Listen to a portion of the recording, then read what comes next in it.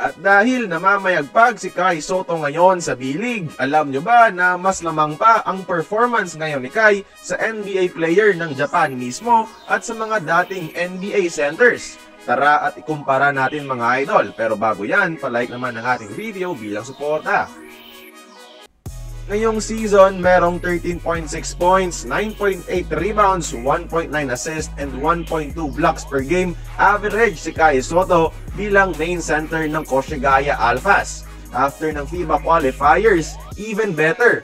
May tatlong 20-point games na, averaging 23 points, 13.3 rebounds, 2.7 assists, and 1.3 blocks sa mga larong iyon, leading the Alphas sa continuous win streak. Ngayon, tandaan nyo ang stat line na nabanggit natin mga idol dahil ikukumpara natin yan sa mga dating NBA players. Ang dating NBA player ng Japan na si Yuta Watanabe na naglaro na sa NBA ng ilang season, may average ngayon sa Japan na 14.5 points, 6.2 rebounds, and 0.7 blocks per game sa Chiba Jets.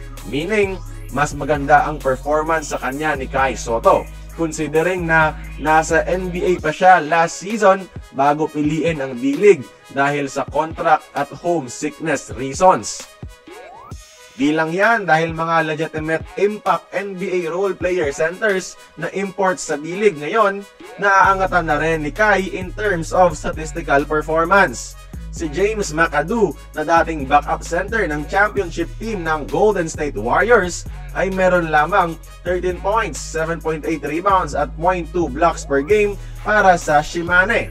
31 years old pa lang siya ha, at nasa prime pa ngayon, and let's consider that.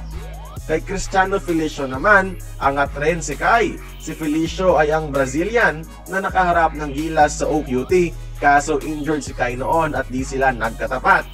Sa NBA, malaki ang expectation sa kanya ng Bulls at binigyan pa nga ng $32 million contract.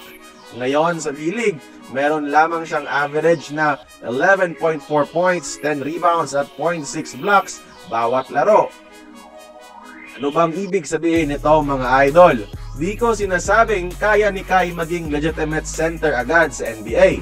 Baka sabihin nyong hype naman eh. Pero kayo nang bahalang humusga base sa performance at stats niya versus NBA impact players na nasa kaparehong liga ngayon. Baka sabihin na system-oriented kasi ang B-League kaya di gaanong highlighted ang individual numbers ng mga NBA guys na ito. Pero bakit si Kai na nasa sistema rin nagagawa pa ring mag-shine? Di ba indicator na yan na kaya niyang makipagsabayan sa next level? Eto mga idol, honest lang. Wala tayong standard na batayan ng pagiging totoong NBA ready ni Kai Sotto. Kadalasan, hypothetical understanding lang natin. Pero, di naman siguro tayo bulag para di makita ang laki ng in-improve ng ating Gilas Center, di ba? Kaya kayo ang humusga kung para sa inyo, NBA ready na ba si Kai Sotto? All opinions are welcome mga idol, kaya i-comment mo na sa ibaba.